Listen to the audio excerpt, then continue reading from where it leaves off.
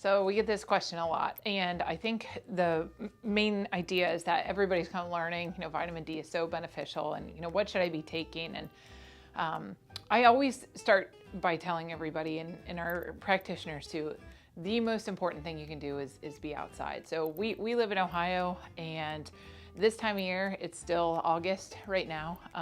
We can get sunshine and vitamin D from the sunshine once the sun has reached a level of 30 degrees over the horizon. So that's kind of tricky, because if you're out in the morning before, around 9:30, you're not getting vitamin D. So I use a trick. It's a hack that I use. It's called the D-Minder app, D-M-I-N-D-E-R.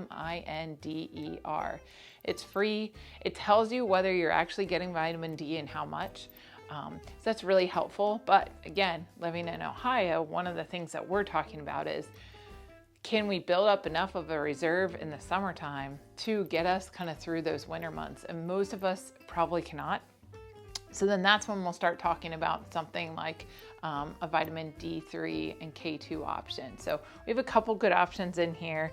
We keep one in capsule form or pill form, and we keep another one in liquid drop form. But really the idea is that if we can prioritize getting the most of our vitamin D from the sunshine, we really should. But again, we've got options for backup.